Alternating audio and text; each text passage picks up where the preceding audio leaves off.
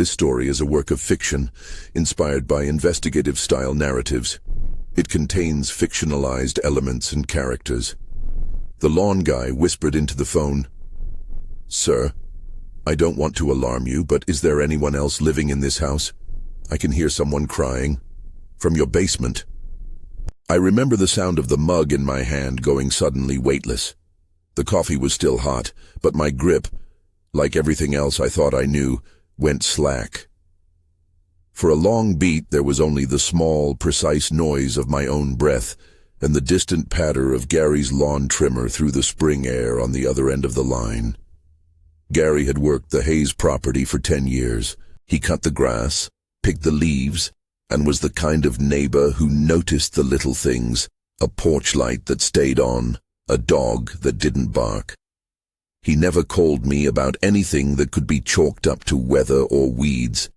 His voice after the whisper was the marrow of a man worried not to exaggerate what he'd heard, almost apologetic that he couldn't do more than tell me. "Are you sure?" I said, and I already knew I wasn't. The thing that moved in me first was denial, old and familiar, the kind that had been practiced in my bones since March 2016, when a young presence in our home had gone missing without a sound. I told myself Gary must be wrong. He must have been hearing a radio, someone else's property, a neighbor. I told myself 1,000 small, reasonable things I needed to be true. Then Gary said quietly, "It's a sob. It's full of, like someone is crying and it's muffled. Sounds like the walls are swallowing it." I told Gary I'd be home within 20 minutes. I said it because I could say it, because there are certain phrases you offer when the world is small and fixable. I hung up and stared at the phone. The kitchen clock read 9:12 a.m. The sun was angled across the countertop in the way it had been angled the morning Margaret left us 30 months earlier. I put the phone down slowly, as if setting it on a surface that might not exist a minute from now. If this is resonating with you, leave a comment where you're watching from. It helps to know we're hearing each other. People define their lives by routines. My body had been built on them, decades in the cockpit, the same pre-flight checklist, the same small rituals that made the world manageable. After I stopped flying, the house had become both map and anchor. Margaret's handwriting on the spice jars, the flight logbooks stacked by the armchair where I read, a ceramic bowl Felicia had painted when she was 8. An ugly, lopsided thing that I kept because she kept saying she would make better art one day. When she vanished in March of 2016, those routines didn't just break, they filled with absences. There are days when grief is a loud thing, a flat note that you can't cover up. Then there are the longer years when grief is the quiet weight behind everything you do, the silent partner at dinner, the extra chair at holiday tables. For me, denial became the daily work. I rationalized the inexplicable. I misread notes as ordinary. I told myself that Cassandra, the older sister, the gallery owner, the woman who had taken the family in when Margaret got sick, was a capable, sensible person who would never risk the things that might bring harm to her sister or to us. Cassandra had a way of turning danger into design. She had always been like that, the kid who arranged dolls in exhibitions that made parents gasp and aunties clap. As an adult, she turned that instinct into jewelry and into a gallery in the district. Her pieces were clean, layered, and cold as coins. The press liked language like architectural elegance and intentional minimalism. The gallery opened in late 2014, and by the time Felicia disappeared in early 2016, Cassandra's reputation was blooming. She hosted openings where the city's art crowd sipped white wine and talked about lines. She was good at showing people what they wanted to see. When Gary called, it wasn't the first oddity. What made that morning stick in my ribs was not just the sound he'd heard, but how it fit into a pattern that in quieter moments over the previous years had been shoving at the edges of my attention. There were the small things you don't tell the world. A glass of water left on the basement steps that didn't belong to anyone in the house anymore. fresh paint across a section of the basement that smelled like newness and bleach. Amazon deliveries for items that had no place in Cassandra's minimalist life. Cheap throw blankets, industrial tape, a child's fleece pajamas that didn't match any current wardrobes. Once at 3 in the morning, I woke to the faint clang of something heavy being moved and told myself it must have been a pipe or the dryer. I had reasons to ignore the things, reasons that all began with the same syllable: love. We build stories to protect ourselves.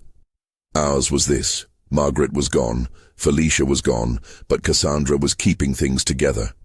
Cassandra's energy filled empty rooms. She paid the bills, she arranged the appointments, she kept the tax returns in order.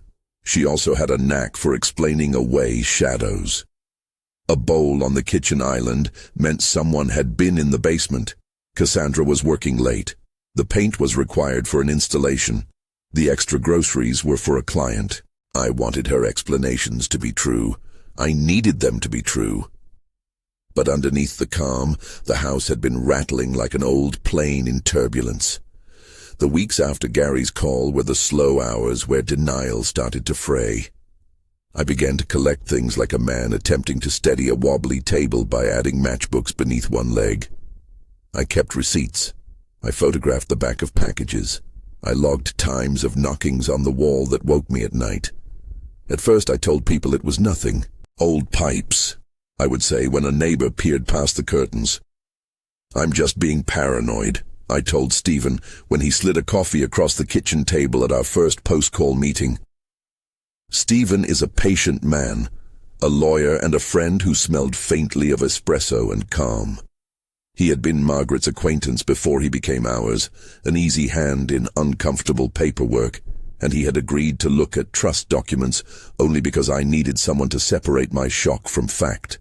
Stephen tapped the spreadsheet he had made on his laptop. "This line here," he said, "is what's odd." The screen showed a laundry list of withdrawals and transfers labeled vaguely, not by vendor. There were thousands of dollars flowing to accounts and to a contractor's company that had shown up for a handful of one-off jobs. A series of recurring charges to a landscaping company, Gary's employer, were not the issue. The issue was a string of small transfers that added up. Money for supplies, storage, and a series of wire transfers to an out-of-state vendor with a name Stephen couldn't immediately verify. Money doesn't lie the way people do. It tells a version of the truth bluntly. Dollars moved from A to B. But it also requires context, and the context is where doubt creeps in. Cassandra managed our family finances after Margaret's decline. She had access. She had motive. Money that solved problems. Money that bought silence. There were reasons I didn't want that story to be true. There were reasons I let it sit in a folder while I told myself other things. Dorothy saw different things. Dorothy Green had lived 2 doors down from us for 35 years. She kept a meticulous garden and sharper eyes.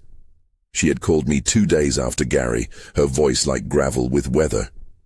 Dorothy had a pad of loose-leaf pages she called observations in the binder she kept near her sink. She also had an old security camera they had booted from their neighbor's porch, a little plastic eye that recorded a grainy square of our side yard. When she handed me a USB stick, it felt like a heavy object in my palm. Not heavy with weight, but heavy with implication. Dorothy's handwriting on her notes was small and angry where she had inked events that made her uneasy. March 2019, 11:47 p.m. Cassandra arrived with toolbox, left at 2:05 a.m. carrying box, covered. She had circled dates when people came and went who shouldn't have needed to. She had the neighbor's footage where, under the awful yellow of a streetlight, Cassandra's silhouette moved like a person who had rehearsed her steps. The grainy footage showed Cassandra going down the side stairs toward the basement door at 11:47 p.m. and returning at 2:05 a.m. The camera wasn't sharp enough to prove what she carried, but in the margins of the tape you could calculate things, time, frequency, movement, that tightened the noose of possibility. I started keeping a ledger in a spiral notebook that once belonged to Margaret. It felt wrong and right at once. In it, I recorded dates and times, names of deliveries, bill amounts that didn't make sense, an Amazon order to Happy Feet playmat with a delivery address that was our house, but a recipient name I didn't recognize. In the ledger, I noted the small thing that had always bothered me about Cassandra's pieces, the tiny F motif she placed on certain designs. I had assumed, foolishly, it was an aesthetic choice, a trademark. I hadn't known Felicia used to trace the letter F into the bottoms of her sketches so her mother would find them later. Later, as I leafed through old notebooks and jewelry molds, I began to see those Fs where I'd never seen them before, 15 smuggled signatures tiny as breath, tucked into designs that Cassandra claimed were hers. It was Riley who first suggested voice cloning. Riley Summers had been Felicia's friend since college. She'd wound up on the outskirts of our mess because she refused to let the story rest. She was the kind of person whose loyalty translated into research and midnight texts. When I played an old voicemail I had saved, one I'd listened to so many times the edges were frayed, Riley asked a question that made my skin feel like paper. "Did you ever think it didn't sound like her?" she said. At first I bristled. How dare she suggest I had misheard my own child? Then she sent me a link to a forum where people were talking about synthetic voices and the cheap, subtle ways they could be introduced to manipulate. We hired Marcus Grant, an audio forensic specialist recommended by a cousin of Riley's. Marcus had the soft, focused gait of someone who worked with detail and with mourning. He sat in our living room one evening, headphones on, the waveform of a message displayed on his laptop like a mountain range. "Listen to the breaths," he told me, pointing to a tiny spike between phrases. "And here, this waveline has tiny tells, almost like a nervous tick. It's not definitive on its own, but when you combine it with patterning, phrasing, timing, breathing, it's consistent with a synthetic model trained on her voice." Marcus explained in a way I could live with. He didn't throw around absolutes. He said forensic experts look for markers, anomalies in pitch timing, repeated artifacts, the kind of stutter that occurs when someone has stitched a clip together from different recordings. "Think of it like a bad seam in a garment," he said. "From a distance, the clothing looks fine.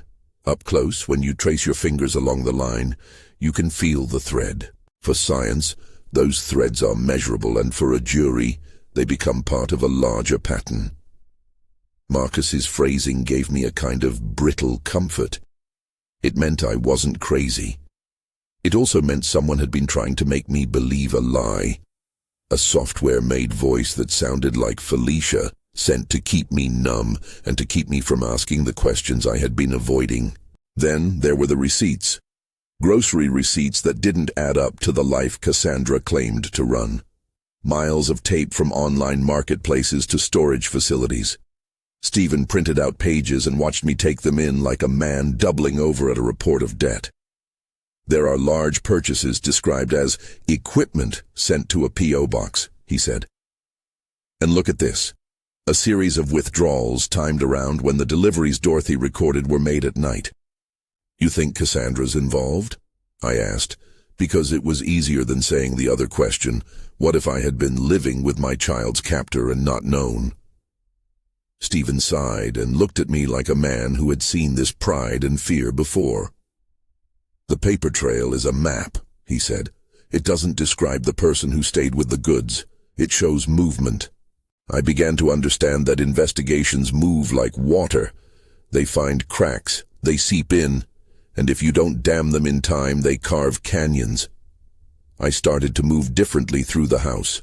I kept my phone on me. I recorded things with my pocket recorder, the time I woke to scraping at the basement stair, the time the attic vent hummed. I made lists and crossed items off in the manner of someone trying to lay a true path through fog. Not everyone was helpful. Cassandra returned calls with neat, clipped emails about inventory and portfolio pieces. On the surface, she was charming. She hosted a small brunch and invited a half-dozen friends to speak about collaborative opportunities. She would tell anyone listening about market adjustments and the difficulty of keeping a gallery afloat. And she'd smile the way people do when their teeth are rehearsed to accept approval. There were moments where the woman who had folded my wife's laundry and delivered care during Margaret's decline looked like someone who understood loss. She also had a facility for explanation. When I confronted her once about a late-night delivery recorded by Dorothy, she said, "I was picking up supplies for a show. You know how those deadlines run, Chris." "There's a pattern," I said. "There are things I can't explain." Cassandra touched my wrist when she said it, and her fingers were warm and steady. "We have to be careful with grief," she said. "You know that. You know it. We shouldn't run ourselves into false accusations." Her voice had the practiced cadence of someone who could appeal to your better angels. She wasn't mean. She was persuasive. She didn't shout. She explained, and the explanations fit in the spaces where I had been least willing to look. What I want to make clear, because my conscience has tormented me for years, is that love is not a reliable radar. We love in ways that make our eyes soft and our questions lazy. The pattern continued. Dorothy's notes accumulated. The security footage showed more instances: late-night visits, heavy boxes, a large van that remained unaccounted for in municipal records. Eddie came forward, an old friend of the neighborhood who'd once been an ambulance driver and who now did odd jobs. He said he'd seen a setup on the cul-de-sac, a staged accident that had looked to him like a rehearsal. He didn't want to get involved at first. He told me it ate him for months. Then he told me about the way a van had pulled away with a tarp and the expression on the driver's face that made his teeth ache. "Why come now?" I asked him when we finally sat on the stoop with coffee cups between us. "Why tell me?" Eddie looked at me like a man looking at the sky. "'Cause sometimes you can't keep it to yourself when you know a kid's in trouble," he said, "and sometimes you ain't never known the family before. But you knew her. You knew her. I couldn't live with that." It amazes me how small gestures can be the hinge of an investigation. Gary's call, Dorothy's USB, Eddie's memory, they were small keys. They didn't prove anything in a legal sense on their own. They didn't convict anyone. They did, however, create a constellation. A constellation is not the same as a sentence, but it is a story the mind has to answer for. One afternoon, with the house unusually quiet, I climbed the basement stairs to count. I do not know why I chose to measure the basement that day in inches, and not in courage. Perhaps it was because the receipts had started to look like a language I couldn't read unless I measured its letters. Perhaps it was because the ledger had a lot of empty spaces. I carried a tape measure like a ritual object, like the pre-flight inspection I'd performed 1,000 times. The basement had always been a place of storage. Old suitcases, Margaret's holiday ornaments, a folding table where Cassandra sometimes worked on pieces she said she wouldn't show in the gallery. I ran the tape along the wall and then down the rows where boxes sat. The numbers didn't seem to line up with the room as it should be. There was a hollow sound when I knocked along one section of the shelving, like a drum. The sound is the kind of small thing that makes the spine tingle, a different timbre, a hidden cavity. I measured the bookshelf again, then the bookshelf again, then the wooden face of the shelf that had hidden casters under the bottom. The shelf rolled. When I found it, when I hit my shoulder against the bookshelf and felt it move with an effort I'd not expected, my body forgot speech. The bookshelf revealed a keypad recessed into the wall behind it, a black rectangle with faintly worn numbers. There was a faint smudge on one of the digits. I took a photograph with my phone, hands shaking the way they do when someone points a flashlight into a cave. The number on the smudge was not random to me. 2016, the year Felicia vanished. The number sat like a date you keep and don't speak. I pressed the keys with a numbness I can't properly describe. Nothing loomed dramatic, No cavernous mechanisms, no cinematic clang. There was only the low mechanical whir of something turning. A seam opened. Behind it, what I felt most was a pressure. An old, enormous pressure of air, moving like breath out of an enclosed place. I stepped back. I put my hand over my mouth. I almost didn't call. All at once I understood how easy it would be to ruin evidence, how a wrong move could tip a person into more danger. The rational part of me, the part that had caught 1,000 checklists in the air as a pilot, swung into method. I took photographs from the edge of the doorway. I noted the numbers on the keypad. I pulled the phone records I had been archiving and took screenshots. I called Stephen.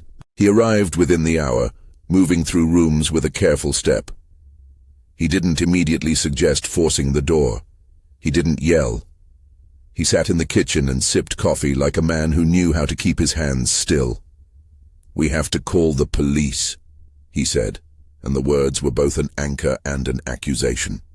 Detective Linda Bennett showed up a little while later, quiet and direct in her way. She listened while I told her the story, not as a neat linear narrative, but broken into pieces. Gary's call, Dorothy's USB, Marcus's audio analysis, Eddie's sighting, the ledger with its strange Fs, the receipts Stephen had printed.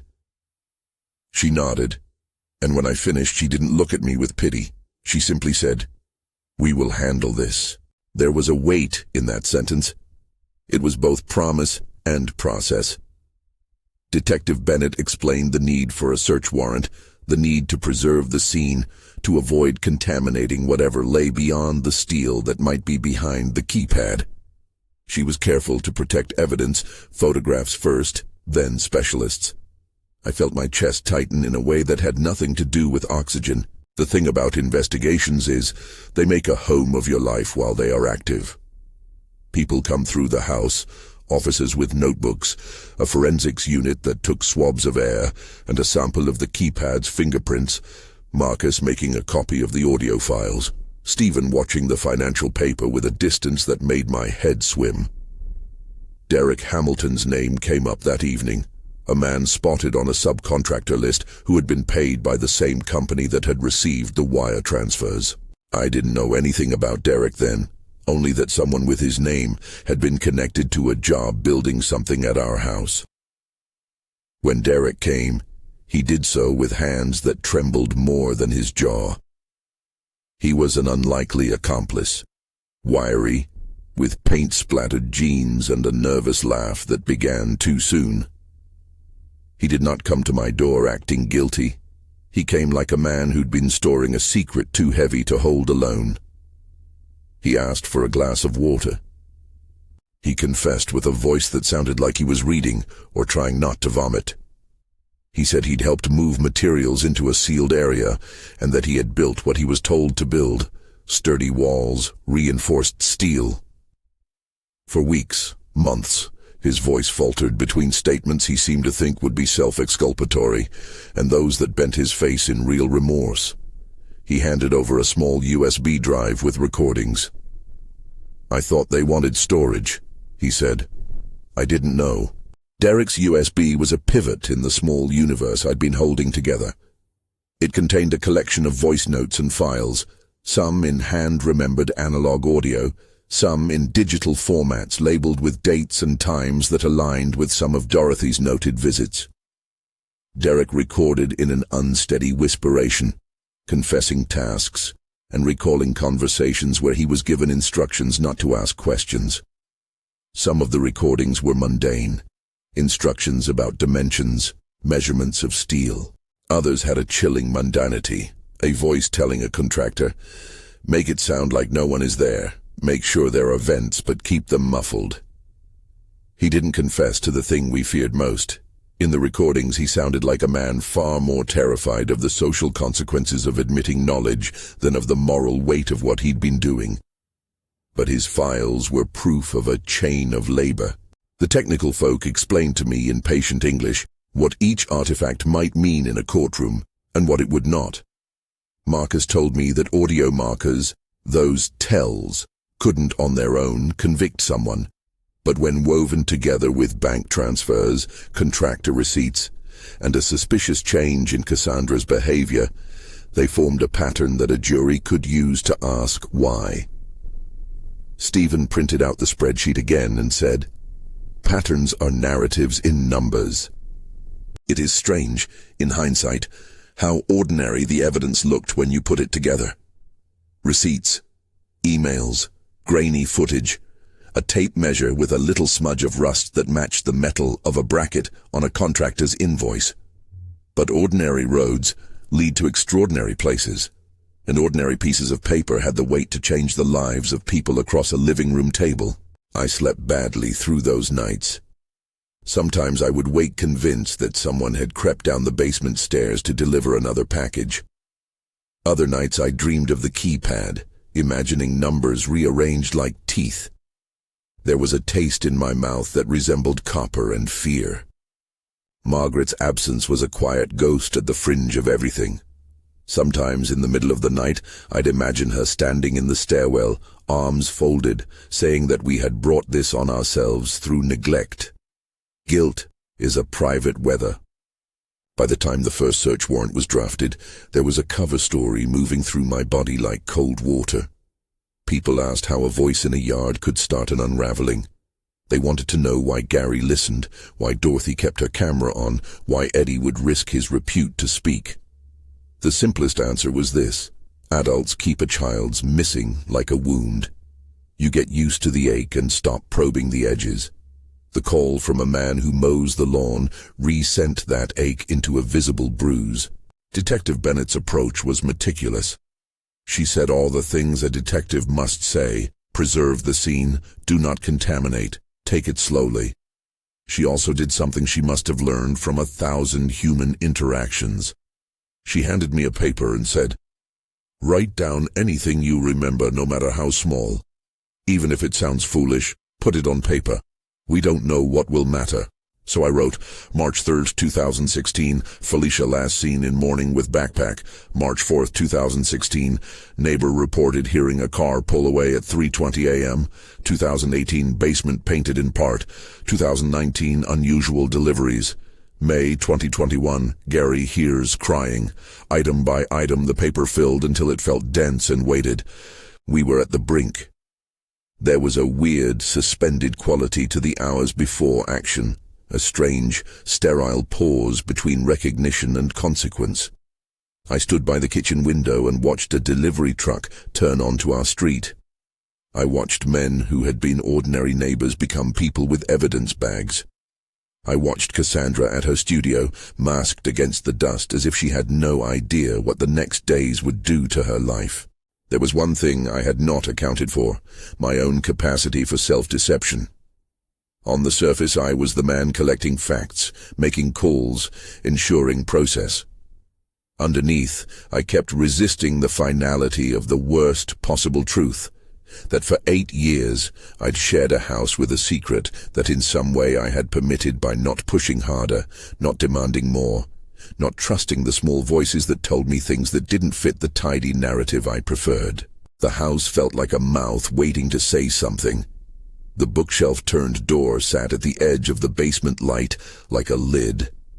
The keypad glinted under the flashlight Marcus had used to take photos for the warrant application. There were protocol steps, signatures, the slow bureaucratic machinery that makes a legal case more than rumor. It was a comfort and a condemnation that institutions require paperwork to rip the world apart. When I signed the affidavit for the search warrant, the signature looked foreign, my name on a document that would allow strangers to open the brackets of my life. Detective Bennett's eyes were steady. "We do this together," she said. "You won't be alone." One of the last things I wrote in my ledger before the first formal search was a list of the F's I could find. Small motifs, 12.5 imprints, the hidden letter in jewelry designs and in sketches I had once dismissed as Cassandra's hand. They were, in their tiny way, Felicia's breadcrumbs. They felt like a response someone who wanted to be found might leave. Not a shout, but a light tapped in Morse. I turned the page of the ledger. The number at the bottom of the new entry was written with a steadier hand than the first lines. 2016. It felt like both a date and a key. As the police prepared their team, I felt something I hadn't allowed myself to feel in years, anticipation that wasn't merely dread. It was a cautious hope, like the lift you get before turbulence breaks into clear air. Maybe this would be the day where the long, painful pattern we've been threading would begin to unravel into clarity. Or maybe it would only pull a thread that left everything more knotted. I stood in the kitchen, my hands folded around a different mug, the first slit of light through the blinds making thin bars across the counter. Outside, Gary finished edging the flower beds. Inside, the house seemed to hold its breath. We went down together, step by careful step. Detective Bennett in the lead, 2 uniformed officers behind her, Stephen and Marcus with their tools, Dorothy in the doorway with a blanket around her shoulders, Derek sitting on the stoop like a man waiting for thunder, and me, carrying a small camera like an amulet that I didn't know how to use except to remember. The bookshelf rolled with a softness I still can't explain. The keypad waited like a small, solemn relic. My palm was sweating on the number keys. I remembered the pattern of the years and the way I had thumbed through grief like cards in a deck. One moment at a time. I reached for the smudged digits, 2016, and pressed them as if pressing a code into a lock might be the same as telling the truth about all the years we had kept our mouths closed. The mechanism clicked. Beyond the shelf, a steel door sat in the darkness, painted the color of old coin. It had no windows. It made the room smell like cold metal and the faint antiseptic tang of someone who has tried to keep a secret perfectly sealed. I put my hand on the metal and felt it shiver beneath my palm, which was absurd because metal does not shiver. It was a feeling that the house itself had been holding its breath and had only just exhaled. Detective Bennett asked if I wanted to be the one to open it. Her voice was soft.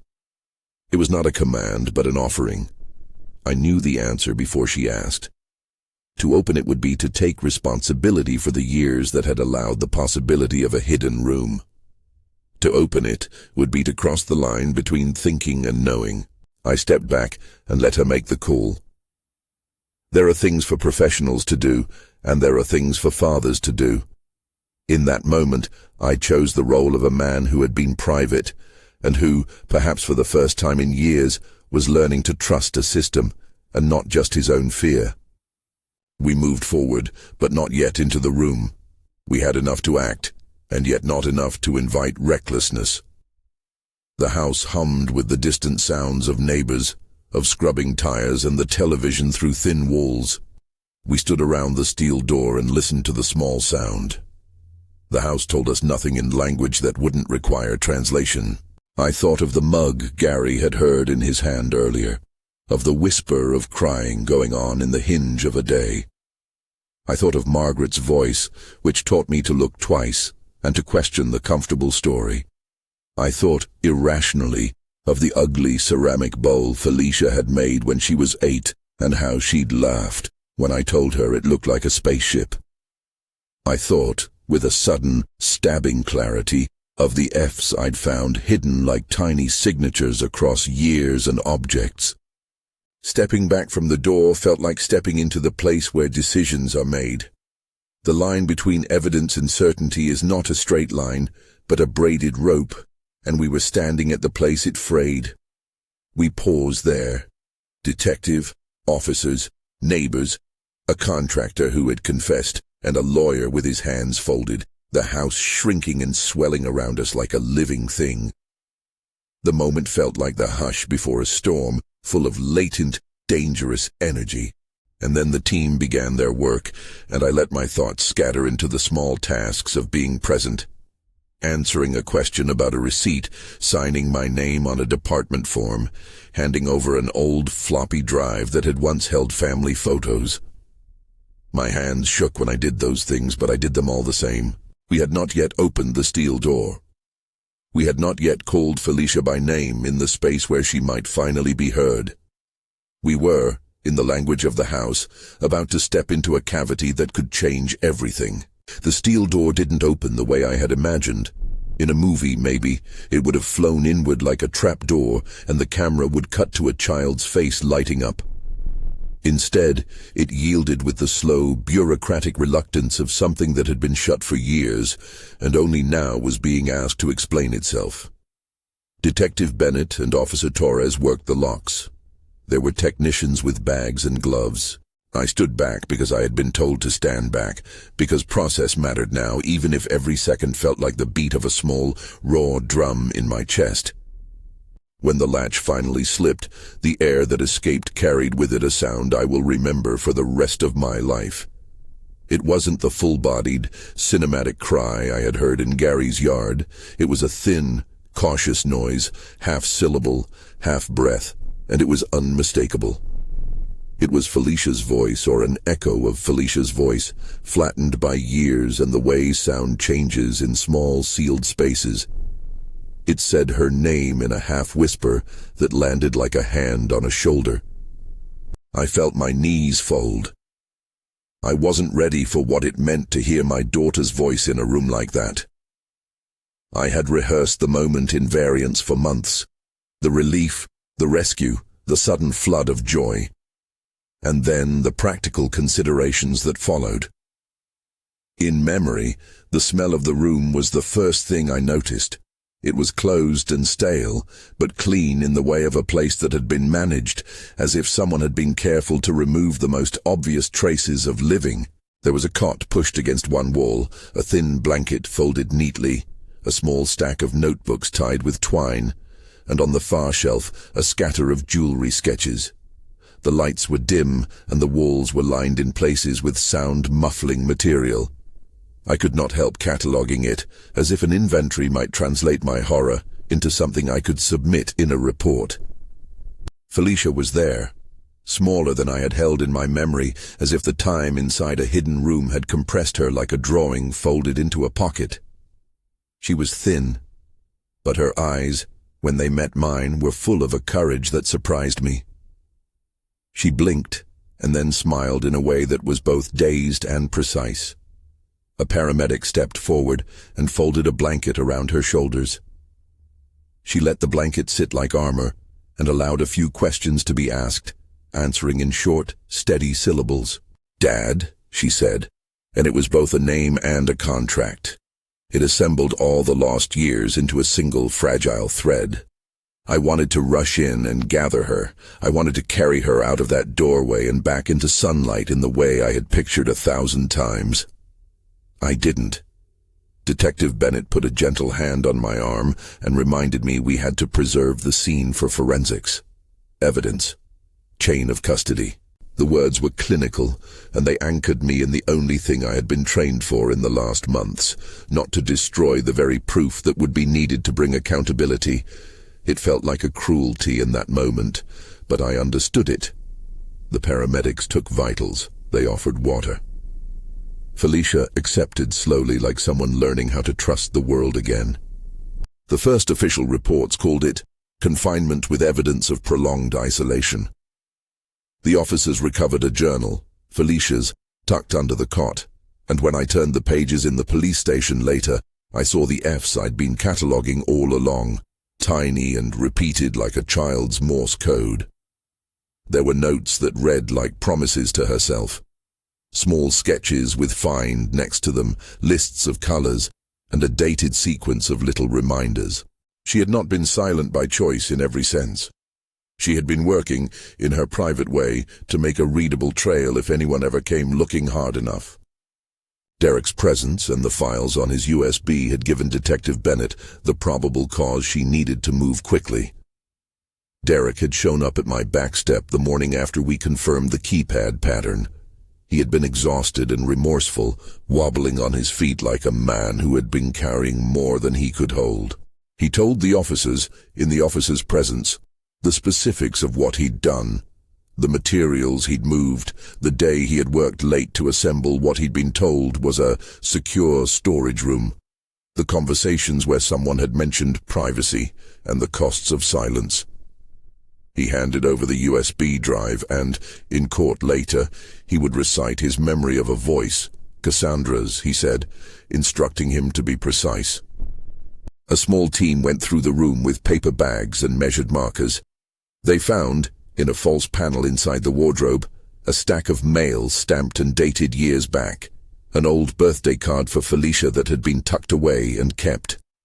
There were a handful of jewelry pieces with the tiny F motif crudely added to them, as if someone had been trying to alter or copy the original markings. The room had been built deliberately so that sound would be muffled when standing in the hallway. The vents had been modified to reduce airflow and noise, but not to seal it hermetically. In other words, it had been designed to be secure in a way that would leave traces if anyone looked closely. Cassandra was not at home that day. For several hours no one could find her, and there was, I'll be honest, a cruel and complicated sense of relief in that. If the person I feared had been here, we might have had to make choices outside of the law. When they did locate her, she was at the opening of a new installation at the gallery. There was an arrest warrant within 24 hours of the search. She was taken into custody that evening, at an opening filled with people who drank her wine and praised her lines. The irony of that scene, her handcuffs catching the light in a room where people bought minimal things for maximal prices, felt obscene and awful in equal measure. Cassandra's arrest was not a dramatic confrontation. She looked surprised, then composed, then defiant in a way that made people in the crowd murmur. "You have to understand," she said to an officer as they led her out. "I did what I had to do to protect the family." She was quiet in the holding cell, and later when I saw her face in court through glass, she read statements that framed her actions in the language of control and preservation. Her defense argued that the construction had been for medical privacy, that there were ambiguities in the bank transfers, that the Fs were simply marketing marks, and that the voice files could not be pinned definitively to artificial synthesis. It was a familiar legal strategy: create doubt and force the jury to choose between the story you tell and the horror people feel. The prosecution presented the tapestry we'd been pulling at for months. Stephen had assembled the financial evidence into a timeline: transfers to vendor accounts, payments to a contractor company he eventually traced to J. Morrison, a series of receipts that matched the deliveries Dorothy had noted at night. J. Morrison, when located in an out-of-state workshop, admitted that he had built modified storage spaces for clients. Under questioning, he acknowledged that a portion of the contract described reinforced interior room modifications with metal sheathing and soundproofing materials. He said he had been told the work was for valuable art storage. He seemed shaken in court, and he described the project as one where he had been paid in installments and given specific instructions not to ask questions. The voice evidence was trickier, as Marcus had warned. Marcus testified in plain language to what he'd found in the voice messages sent to me and saved on my phone. He explained how certain markers, micro-pauses, repeated artifacts, tiny repetitions, were consistent with a model trained on a human voice and then reassembled, and how those markers could be identified statistically but were not singularly definitive. He used metaphors that were disarmingly simple. If you photocopy a drawing enough times, the creases begin to show in the paper. Those creases are what we look for. He also acknowledged the limits of the method. On their own, he told the jury, these markers show that the message is suspicious. They don't convict someone. It's the totality of evidence that tells the story. Derek's USB files were played in court. In them you could hear his hands adjusting, floors creaking, and an offhand voice, someone giving directions. The voice wasn't always clearly Cassandra's, and that ambiguity was part of the defense's attempt to poke holes. But Derek's testimony, sobering, guilty, and direct, filled in the spaces the machine couldn't. He described being told to keep it quiet and to make it sound like storage, and he told the court about a moment when he thought he heard movement inside and had been ordered to check the vents. His contrition was palpable. He pled guilty to charges of conspiracy and was sentenced to a term in exchange for his full cooperation.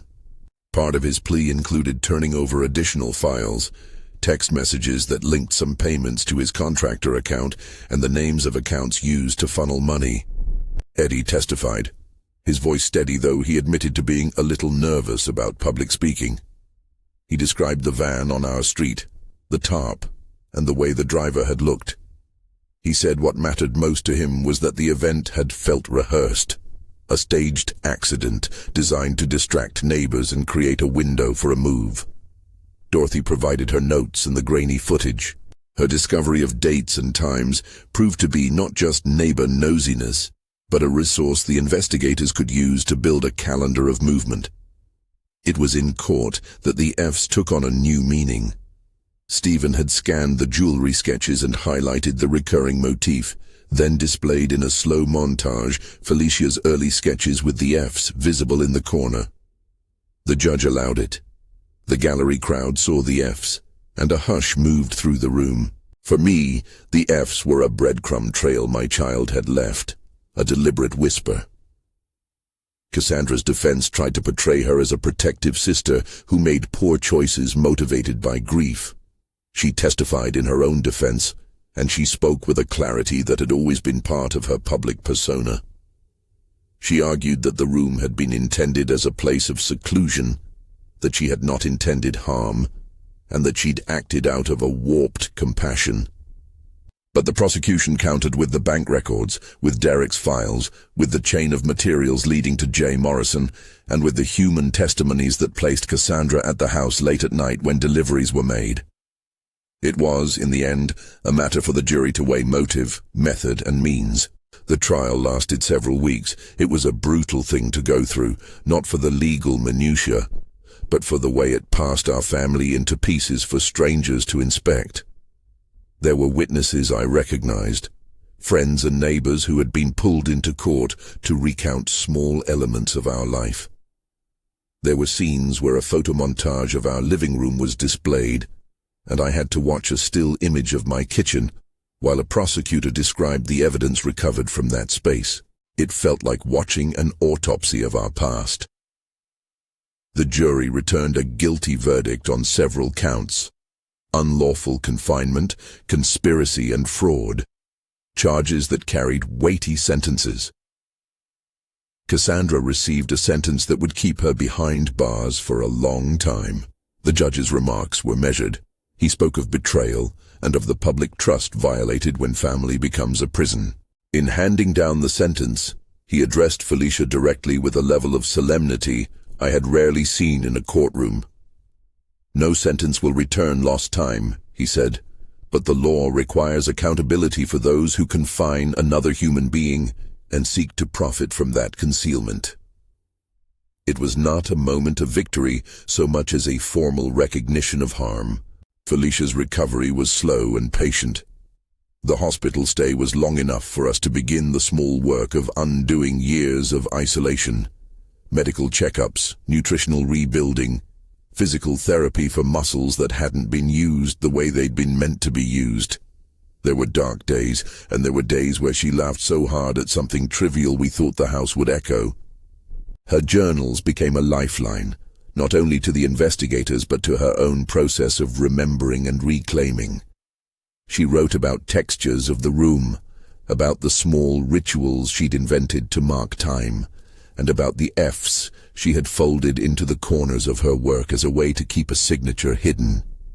Those F's became a part of her narrative, a proof that she'd been resisting in ways only a child could. A year after the rescue, Felicia published a memoir that she titled The Hidden Room. It was neither sensational nor clinical. It was candid and small in scale, with a gallery of sketches that had once been secret and now were reclaiming space in the light.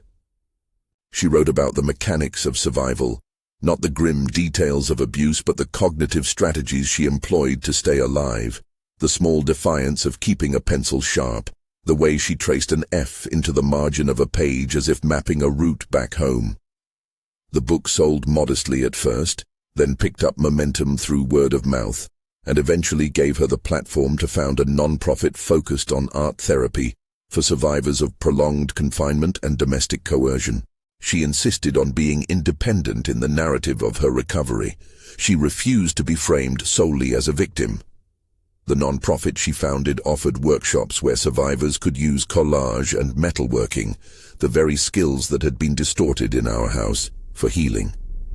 Her first public talk after her recovery was not an indictment. It was a careful instruction on resilience and the slow accumulation of safety. She said in one of her early interviews, "Survival isn't a single heroic act. It's 1,000 small things you do to keep yourself intact." That sentence, said quietly, moved dozens of people to tears. It was the kernel of a larger public conversation she chose to steward. In private, our relationship rebuilt itself in increments that were both tender and tedious. We learned to sit at the breakfast table without talking about the past. We learned to make plans that lasted more than an afternoon. I tried to let go of the question that had been a stone in my pocket for years. How had I missed it? I refused to let my guilt become the story because the story wasn't only about me. I had failed in parts. There's no easy way to say that. But Felicia insisted we not make my guilt a cage that kept her identity small. We went to therapy together, and sometimes the sessions were excruciating. Other times they were funny, as Felicia and I bickered about the color the living room should be painted. She told me once, over coffee, that the F's she'd left were not only for us to find, but for herself. I wanted proof, she said, stirring her mug. Proof that I existed outside of whatever they tried to make me into. I held her hand and told her I had found those proofs because so many people, Gary and Dorothy and Eddie and a detective who kept her voice calm enough for me to hear it, had done their part. We were pieces in a larger tapestry of care. There were darker edges to the aftermath. Cassandra's supporters insisted on her good intentions. Some in the art world whispered about nuance and grief and the complexity of caretaking. Those conversations were painful because they tried to collapse this into a debate about intent when, in the end, actions had removed agency from another human being. Felicia did not want to vilify every small thing about her sister. She wanted the court to hold to account what a court could hold to account.